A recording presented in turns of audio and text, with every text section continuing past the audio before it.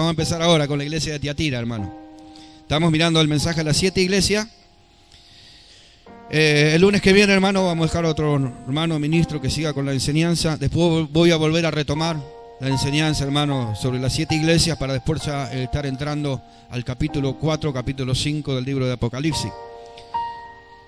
Hermano, abra su Biblia así en Apocalipsis. Capítulo 2, versículo 18.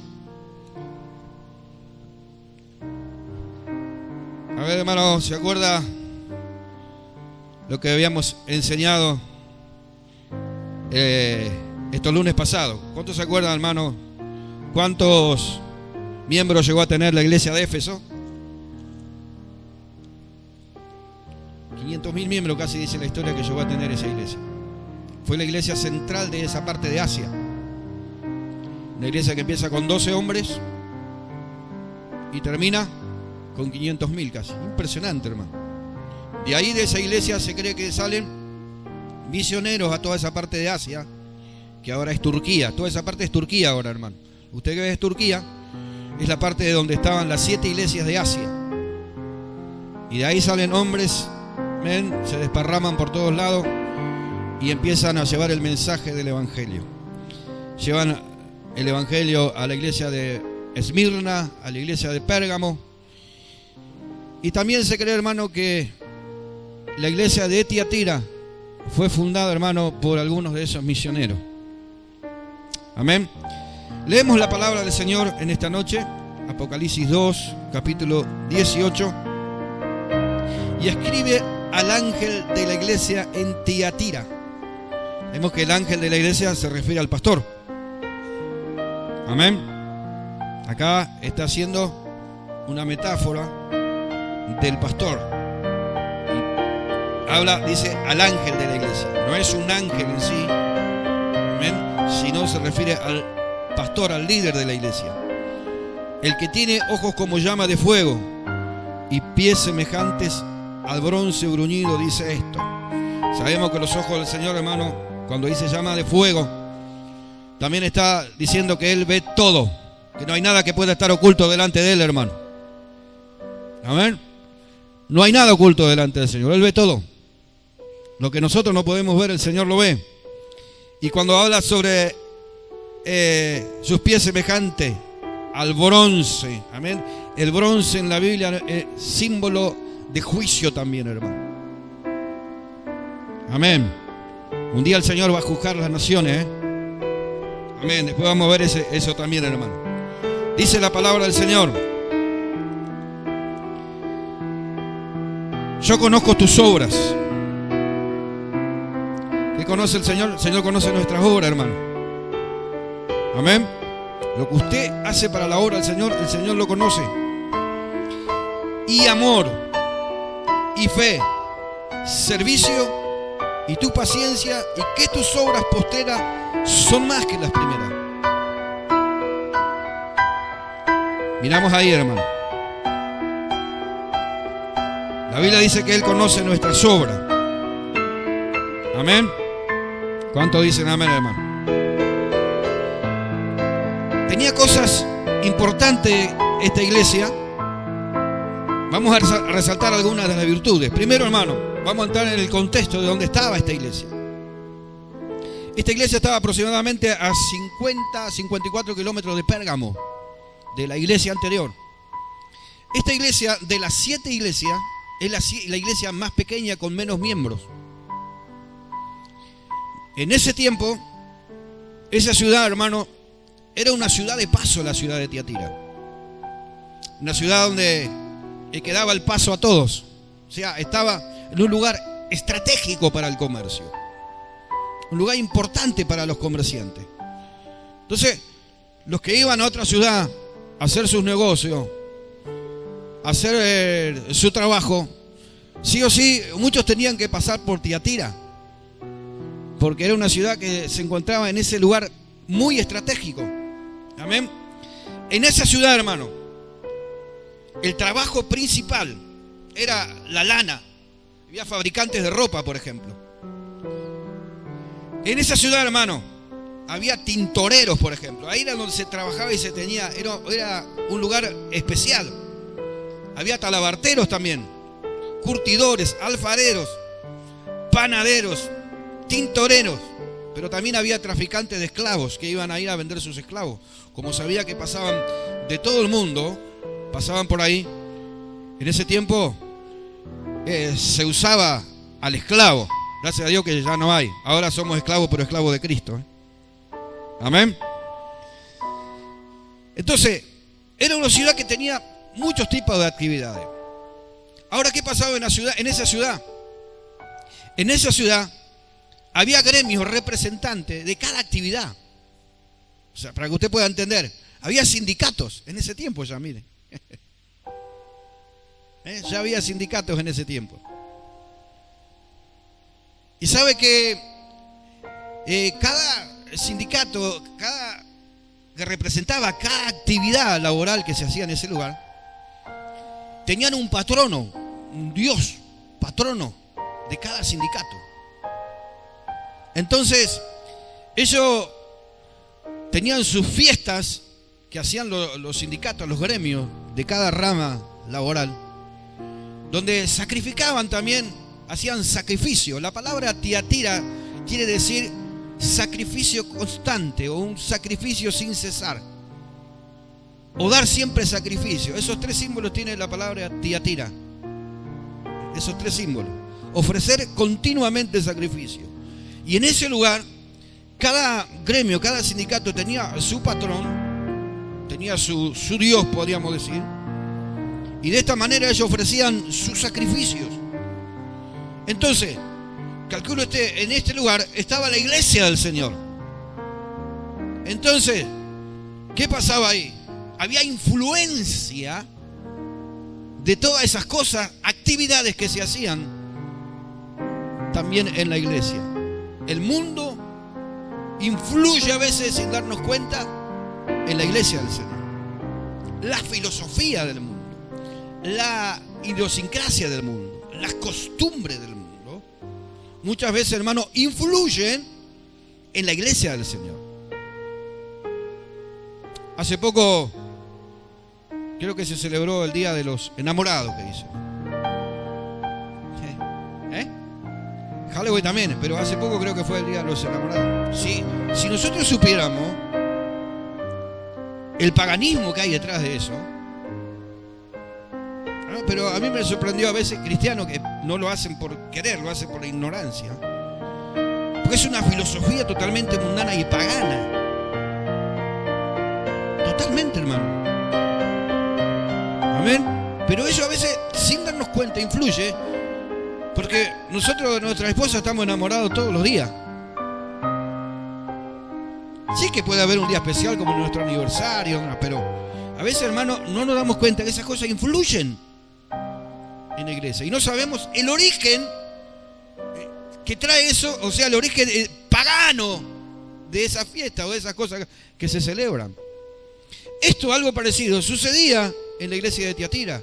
La costumbre, el estilo de vida, la filosofía de vida que llevaban en Tiatira, muchas veces, hermano, eso atraía influencia en la iglesia, se metía en la iglesia, esa costumbre.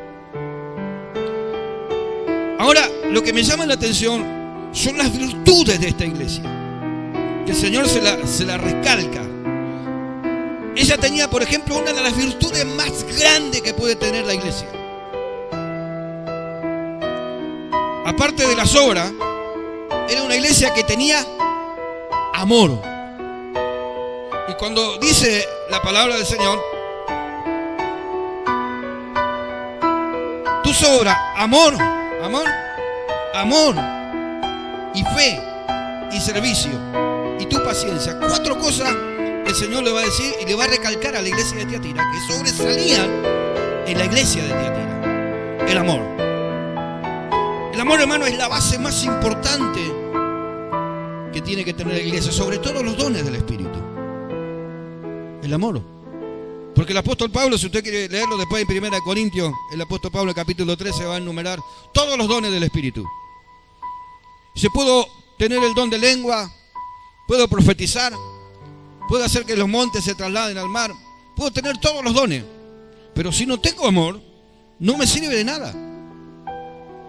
La iglesia debe ser conmovida en amor, hermano. Por eso cuando viene, hermano, una persona nueva a la iglesia, que entra a la iglesia, la primera reacción que tenemos que tener nosotros es que nosotros no somos como el mundo, que nosotros estamos llenos del amor de Dios y podemos abrazar a esa persona sin ningún temor. Amén. Puede entrar una prostituta mal vestida acá a este lugar, pero cuando la iglesia tiene el amor de Dios, amén, esa persona va a querer volver. Porque la primera obra de la iglesia debe ser dar amor, así como Dios amó al mundo. Creo que el centro teológico de la Biblia es San Juan capítulo 3 versículo 16. Creo que es el centro donde podemos entender y comprender lo que es realmente Dios, quién es Dios, la personalidad de Dios, el carácter de Dios. Amén.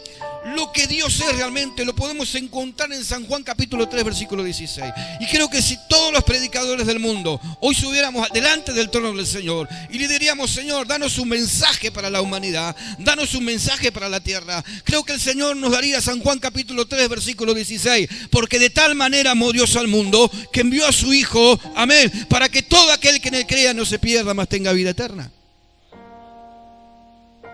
Amén.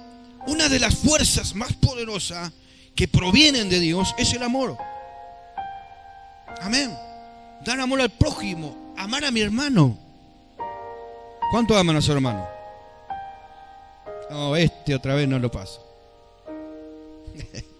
No, si usted tiene esa forma de pensar, amén, tiene que cambiar. Tiene que decirle: Señor, inúndame de tu amor. Porque el amor es la obra más maravillosa de la iglesia, hermano. Puede decir amén, hermano. Señor, la primera obra que le resalta es una iglesia que daba amor. Amén. El amor lo podemos ver manifestado de diferentes maneras. Amén. Muchas maneras. Cuando habla a la iglesia, amén, la iglesia debe dar amor. Está hablando del amor ágape. Amén. Ese es el amor ágape, el amor entre hermanos, el amor por el prójimo.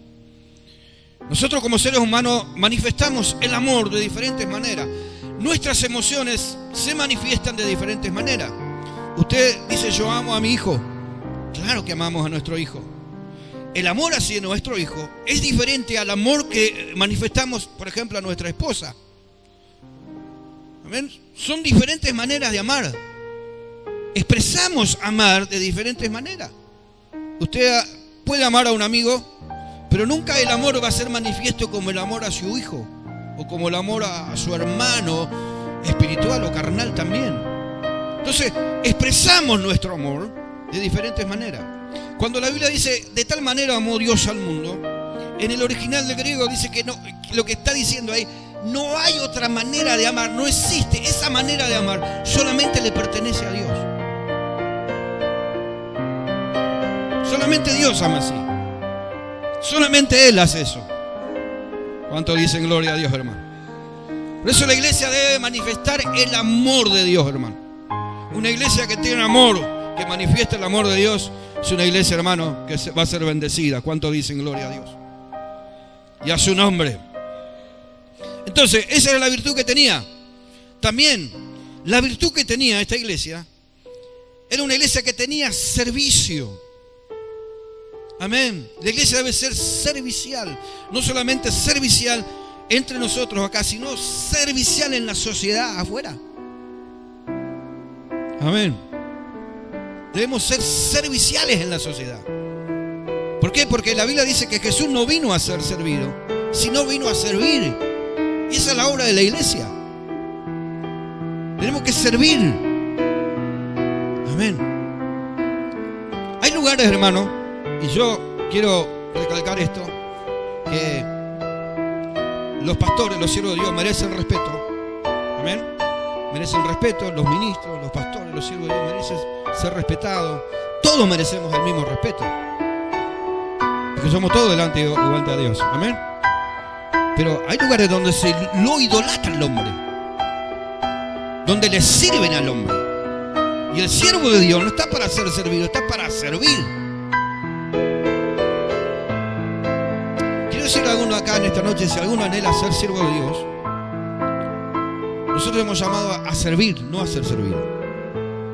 Si alguien de repente te llama a las 3 de la mañana para que vayas a orar, si sos realmente un siervo de Dios, te vas a tener que levantar y vas a tener que ir, porque para eso estamos. Tendré que dejar la cama, la almohada, y habrá que ir a orar por la necesidad, porque para eso fuimos llamados. ¿Cuánto dicen gloria a Dios, hermano? Ahora no estamos para que nos sirvan. La iglesia debe servir a la sociedad. No sé si están entendiendo, hermano. Entonces era una iglesia que tenía servicio, una iglesia que servía a la sociedad. Hemos sido llamados, hermano, para servir. ¿Cuánto dicen amén? No para ser servidos. Amén. Algunos confunden esto, hermano. Ah, no, soy el pastor de la iglesia y me tienen que servir a mí. No, estás equivocado. La gente sirve a Dios, no al hombre. El hombre está para servicio de Dios. Estamos para servir a Dios, hermano. Voy a decir gloria a Dios, hermano. Yo estoy de acuerdo, hermano, que se los bendiga a los siervos de Dios. Estoy de acuerdo, no hay ningún problema eso. No hay ningún problema. Amén. Pero ahora, servir ya al ojo del hombre, servir al hombre, hermano. No, nosotros estamos sirviendo al Señor. ¿Cuánto dicen gloria a Dios? Amén. Entonces, era una iglesia que tenía servicio. ¿Cuánto le gusta servir, hermano? Somos llamados para servir. Amén. No, pero yo quiero solamente predicar, hermano. Yo quiero solamente predicar, estar en el púlpito, ¿no? No. Si nos manda, si tenemos que limpiar el baño, lo vamos a hacer. ¿Qué problema hay? No se queda ningún galón. ¿No ves? Si lo tenemos que hacer, lo vamos a hacer. A ver, quiero escuchar un poco más fuerte. Claro que sí, hermano. No hay ningún problema. Amén. Y después tenía paciencia la iglesia. Una iglesia que tenía paciencia. Debemos saber esperar en el Señor, hermano. Nosotros somos apurados por naturaleza. Queremos todo ya. Vivimos el tiempo del delivery. Vivimos el tiempo del plástico, de la tecnología, de lo llame ya, lo tiene ya, hoy ya. Amén. A veces oramos y queremos que ya el Señor nos conteste ahora, Señor. Y yo a veces veo oraciones que parece que le estamos obligando al Señor. Hacelo ahora, Señor. No, la Biblia dice que cuando oremos tenemos que decir, Señor, hágase tu voluntad. Amén. Es el modelo de oración. El Señor le dijo, si es posible pasa de mí esta copa, si es posible. Pero Señor, hágase tu voluntad. No podemos decirle al Señor, no quiero un no, quiero un sí. No, hágase tu voluntad, se hace como tú quieras. Amén. ¿Cuántos años tenía Abraham cuando Dios le prometió un hijo, hermano? 75 años tenía. ¿Cuánto tiempo esperó para que nazca el hijo? 25 años. Casi a los 100 años nace el hijo. 25 años esperó la promesa. Nosotros oramos y queremos que ya. Y el salmista dice, pacientemente esperé en Jehová, y se inclinó a mí, y oyó mi clamor. Amén, y a su nombre. La iglesia, hermano, debe ser una iglesia paciente. Debemos tener paciencia con los hermanos. No estábamos acá para cortar cabeza ni cortar oreja, como dice el apóstol Pedro, que quería sacar la espada y cortarla a todo el mundo. No, debemos tener paciencia. El Señor nos tiene paciencia a nosotros. A mí me sigue teniendo paciencia, no sé usted. A mí me tiene paciencia el Señor. A veces somos cabeza dura, pero el Señor tiene paciencia. Amén. Aleluya. Por Pero a veces nosotros, no, este hermano, ¡cha! Enseguida le clavamos la espada, ¿no? Le sacamos la cabeza. No, hermano, debemos ser pacientes. A mí me llama la atención como el Señor lo dejó a Judas que participe en la Santa Cena con ellos. No estábamos diciendo que vamos a la Santa Cena cualquiera acá, de ninguna manera. Pero ahí estaba Judas. Comió la cena con él, lo dejó. Qué bueno, hermano, que en la iglesia podemos tener paciencia. Así como el Señor no tiene paciencia a nosotros, tenerle paciencia a los hermanos. ¿Cuántos dicen gloria a Dios? Amén, gloria a Dios. Vamos a apurarnos un poco, hermano. ¿Cómo se va la hora? El versículo 20, porque si no lo vamos a quedar ahí. Pero tengo unas pocas cosas contra ti. Y acá viene una parte muy importante, hermano. El Señor le recalcó las virtudes. Ahora le va a recalcar lo que le jugaba en contra a esa iglesia. Y preste atención a usted. Tomemos en cuenta esto, hermano. Pero tengo unas pocas cosas contra ti. ¿Qué toleras? Que esa mujer, que Isabel, que se dice, no es que era profeta, ella se decía que era profetisa. ¿Hay cuántos que se dicen que son profetas, hermano? No sé. Hermano, hay que tener temor de Dios realmente. Yo no sé cómo hay gente que dice, así dice el Señor. Hermano, es tremendo eso. A mí me llama a veces la atención. Cuando Dios realmente no dijo nada. Creemos en la profecía. ¿Cuántos creen en la profecía, hermano? Pero tenemos la profecía más segura, que es la Biblia, la palabra. Y hay lugares donde se le hace más énfasis a la profecía que a la palabra. Pero esta es la profecía más segura, la palabra, hermano, que es la autoridad de la iglesia. Es la palabra del Señor. La autoridad máxima de la iglesia es la palabra. Creemos en la profecía, creemos que Dios usa a gente que tiene el don de profecía. Pero la Biblia dice que cuando alguien profetice, probemos los espíritus si son de Dios. Que a veces es de la carne. Esta mujer se decía ser profeta. No es que era profeta. Amén. Aleluya. Dice, enseñe. Ahí estamos en un problema. Y seduzca a mis siervos a fornicar y a comer cosa sacrificada a los ídolos. Lo que le dije hoy, sacrificaban a los ídolos. Cada sindicato, cada gremio tenía su ídolo donde le ofrecían su sacrificio y hacían su fiesta, para que usted entienda, como ahora se hace, vio las fiestas patronales, así hacían, cada uno organizaban su fiesta, sacrificaban con ofrenda de animal, amén, y después eso la comían todos juntos. Entonces, ¿qué hacía esta mujer? Esta mujer enseñaba que no había ningún problema, que se podía comer eso. Las cosas sacrificadas a los ídolos. Cuando el Señor dice que eso lo aborrecía el Señor. Amén. Ahora, el problema era, y acá vamos a entrar, hermano, en un tema muy, muy importante. El problema era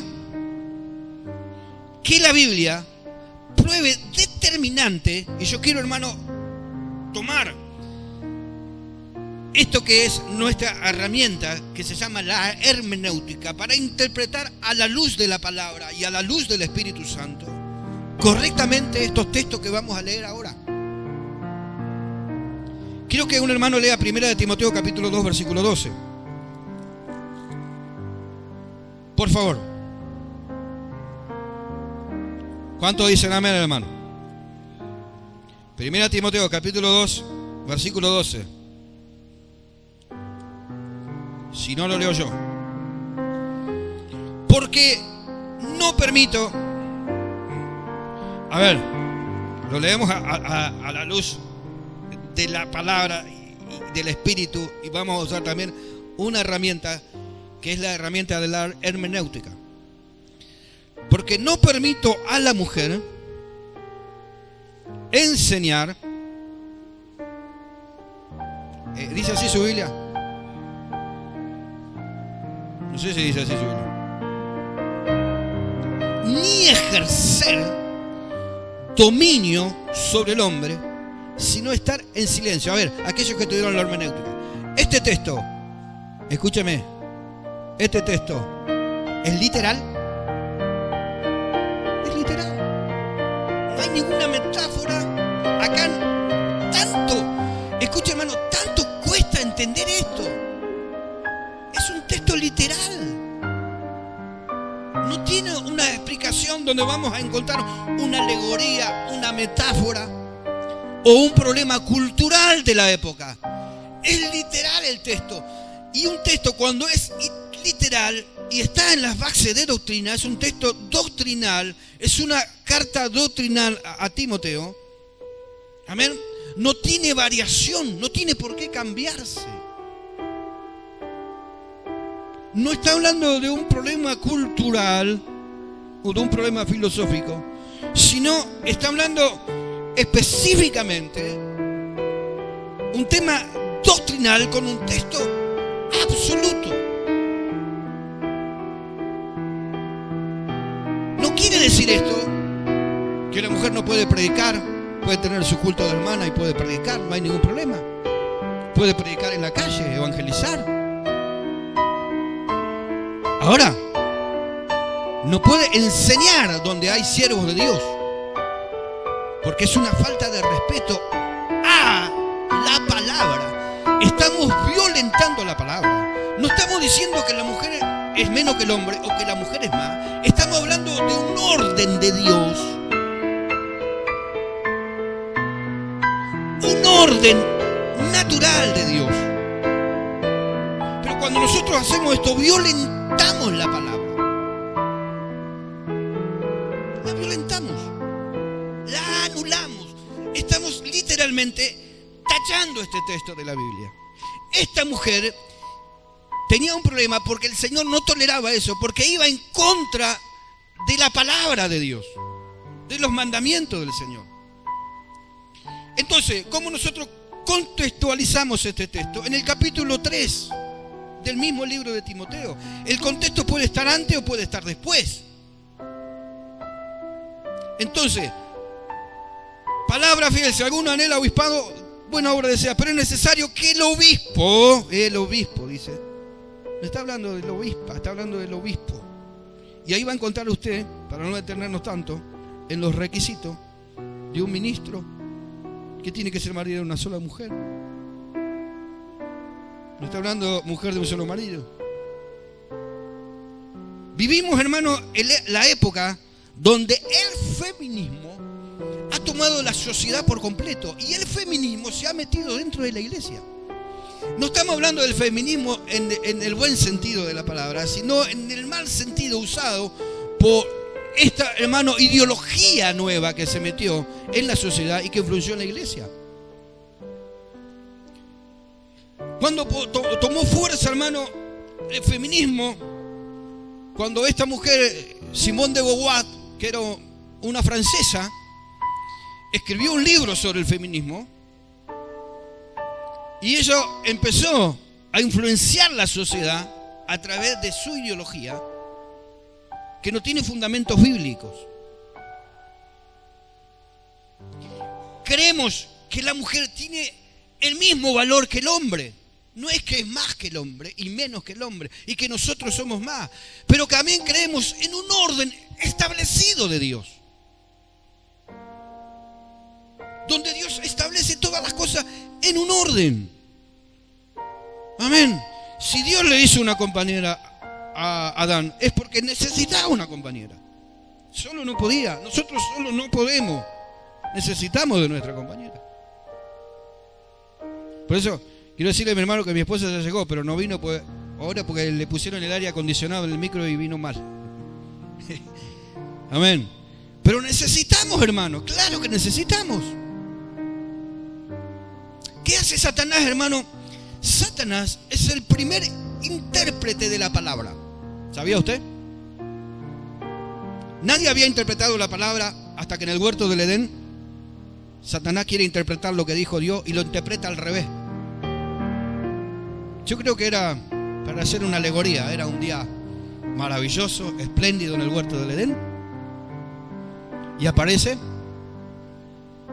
¿no? Y mira. Y él sabía que estaba Adán ahí. Él podía hablar con Adán. Pero si hay algo que al diablo le gusta hacer, es evadir la autoridad. ¿Qué hace él? Él va y habla con la mujer. Y le interpreta lo que Dios dijo. ¿Qué dice? Así que Dios dijo esto. Sí. Estaba interpretando, pero lo interpreta para otro lado. Porque eso es lo que hacen las doctrinas falsas hoy en día, hermano. Interpretan mal la palabra. Hay dos, hermanos, teologías de interpretación. Está lo que lleva, hermano, al fundamentalismo. ¿Qué es el fundamentalismo? El fundamentalismo es, por ejemplo, lo que practican los musulmanes. Llevan a un fundamentalismo la cosa. Después están los liberales. Los liberales permiten todo. Pero nosotros, hermano, tenemos que ni ser fundamentalistas ni ser liberales. Tenemos que ser como la palabra. La palabra tiene Antiguo Testamento, ley, y Nuevo Testamento, gracia. Hay un equilibrio, hay una plomada en el medio. Amén. ¿Qué hace, hermano, Satanás? Interpreta lo que Dios dijo, pero lo interpreta mal. Sabía que lo estaba interpretando mal, con engaño. Así que Dios dijo, no es tan así, ¿Vio cómo dicen los liberales? No es así. Ustedes son religiosos. Ustedes son anticuados. No es tan así. Bueno, con esa mentalidad vino a Eva y la engañó. Puedes comer, no hay ningún problema. Y después vino el problema. ¿Sí que vino el problema? Amén. ¿Por qué no fue Adán? Porque Adán tenía la autoridad para reprenderlo. Porque él era el cabeza. El hombre fue puesto como cabeza, no como machista, como cabeza. Y en la iglesia, el hombre es el que debe liderar la iglesia.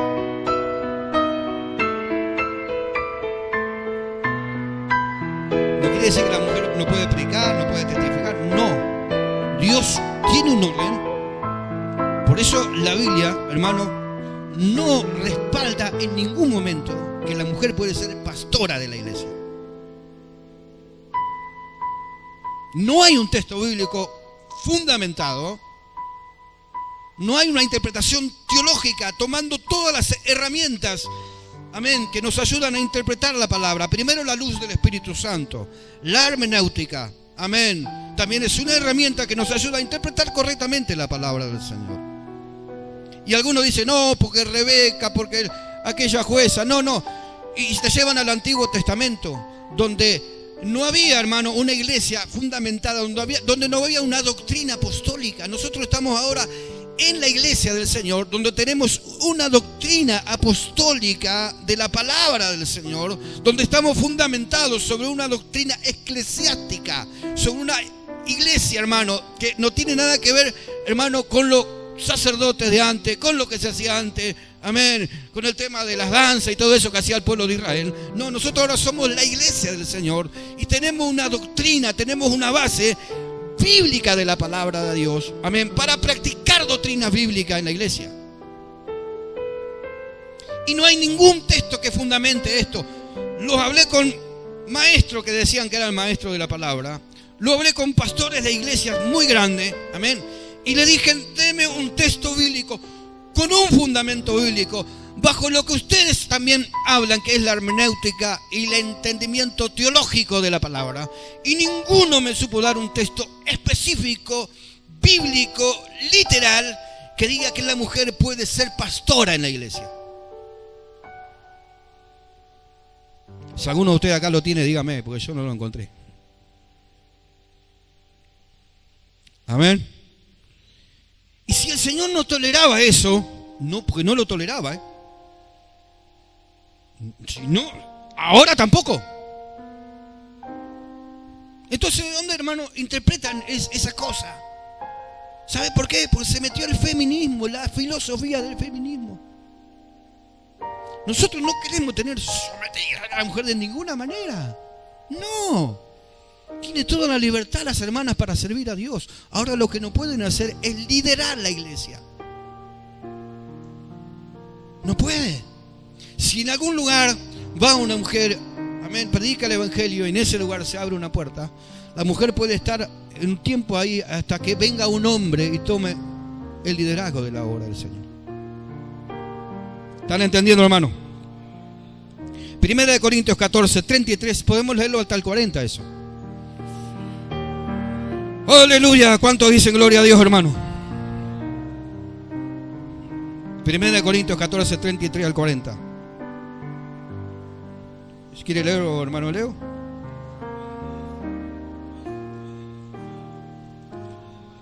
Amén. Silvia.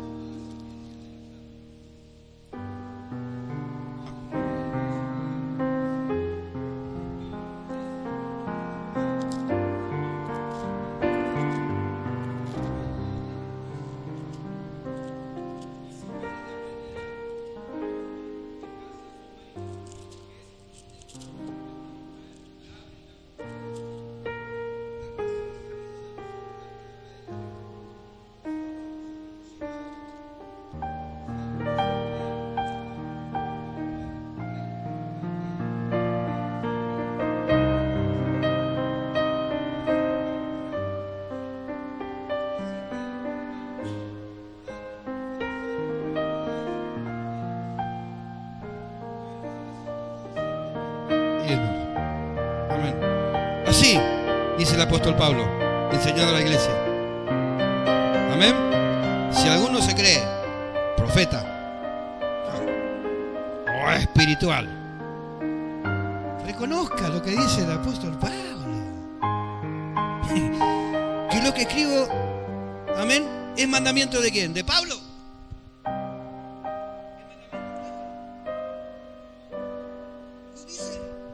El apóstol, ¿es mandamiento de quién? Del Señor. No es mandamiento de hombre. Algunos dicen, no, ustedes están con esa doctrina de hombre. No, el apóstol no dice que es doctrina de hombre, esto dice que es mandamiento del Señor. Amén. Por eso, mi esposa un día tuvo que aclarar esto. Dice, hermano, yo no soy pastora, dijo. Porque habían venido, creo que hermanos a otra iglesia de visita y dijeron la pastora. Le dijeron a mi esposa. Y mi esposa se paró y dijo, no soy pastora, soy la esposa del pastor, el pastor de mi esposo. Amén. Eso sí es sencillo. No hace falta, hermano, darle tanta vuelta. Es la palabra del Señor. ¿Pero por qué interpretan para acá y para allá y filosofía de acá? No, es literal esto, hermano. Y miren lo que dice el apóstol Pablo. Dice el versículo 8 del capítulo 11, porque el varón no procede de la mujer, sino de la mujer del varón. Este es un texto donde los científicos dicen, ¿cómo que no? ¿De dónde nacemos nosotros? Lo que está hablando el apóstol Pablo es desde el principio, que primero fue creado el hombre. El primer hombre no vino de mujer, fue creado por Dios. Amén. Dice el versículo 10, por lo cual la mujer va a tener señal de autoridad sobre su cabeza por causa de los ángeles, pero el Señor, ni el varón, ni sin la mujer, ni la mujer sin el varón. No es que nadie es mayor que el otro, pero acá aclara el apóstol Pablo. Porque así como la mujer procede del varón, también el varón nace de la mujer, pero todo procede de Dios. Juzgad vosotros mismos, es propio que la mujer ore a Dios sin cubrirse. Está hablando, hermano, lo que habíamos enseñado, ¿se acuerda hace poco? Amén. De que la mujer debe tener una autoridad sobre su cabeza. Ahora, termina el apóstol Pablo diciendo esto. Con todo esto, si alguno quiere ser contencioso, nosotros no tenemos tal costumbre ni en la iglesia de Dios. No vamos a contender, hermano, con esto, con gente de otro lado. Pero sí nosotros vamos a guardar lo que dice la palabra de Dios. No entra a contender con otro usted. Y otro, no entra en contienda. Nosotros vamos a guardar la palabra del Señor. Puede decir amén, hermano. Amén. Y el 14, que habíamos leído recién, 33.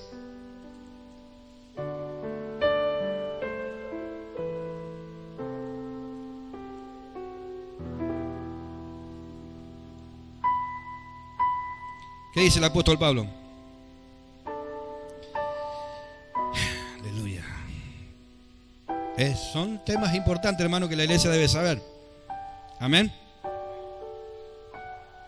Pues si Dios no es Dios de confusión. Así es el capítulo 33. No es Dios de confusión. Es claro. La palabra de Dios es clara. No hay confusión acá. Amén. Porque no le permitió hablar, sino que estar sujeta también, como dice la ley. Si quieren aprender algo, ahí lo dice el apóstol Pablo. Amén. Así que, hermano, procurad profetizar y no pidan hablar en lengua de Pablo, pero hágase todo decentemente y con orden. Todo debe ser con orden en la iglesia, hermano. Amén. Ahora, ¿qué enseñaba esta mujer? Volvemos de nuevo, hermano. Podíamos ahondar más en ese tema, pero vamos a dejar ahí. Ya tengo, me quedan 3 minutos. ¿Cuál era el problema? Que tenía también, tenía una influencia dentro de la iglesia esa mujer, muy fuerte. Tal era tan fuerte la influencia que enseñaba a los siervos de Dios a que esa comida que se sacrificaba al oído se podía comer, no había ningún problema. Vio que algunos dicen, no, hermano, no hay problema, puede darle un vasito, ¿no? Y otro que dice, no hay problema, se puede celebrar la fiesta de Halloween, fiestas paganas, mundanas, no hay problema. Bueno, algo así hacía esta mujer, enseñaba que no había ningún problema, que se podía comer, amén, las cosas sacrificadas a los ídolos. Y el Señor dice, le di tiempo para que se arrepienta, pero no quiere arrepentirse. Ese es el problema de muchos, que el Señor le está dando tiempo, pero no se quieren arrepentir, hermano, de sus malas prácticas, de sus doctrinas que no tienen nada que ver con la palabra del Señor. Amén. Pero no quiere arrepentirse de su fornicación. También enseñaba, hermano, esta mujer que no había problema con el pecado sexual. Enseñaba a los hijos de Dios. Yo no entiendo a veces, hermano, cómo todas estas cosas de la palabra se evaden. Esto en algunos lugares me ha traído problema enseñarlo, porque muchos me rebatieron, pero no con la palabra, con argumentos humanos. Me vinieron con argumentos de más. No, yo le dije, no quiero argumentos humanos, quiero fundamento de la palabra. Dígame la palabra, hábleme la palabra. No, porque en aquel tiempo, no. Yo no estoy hablando, que estoy diciendo lo que dice la palabra en aquel tiempo y lo que sigue diciendo la palabra ahora. ¿Cuánto dicen gloria a Dios, hermano? Vamos a estar de pie, vamos a orar en esta noche, hermano. Tanto había para hablar ahí, hermano.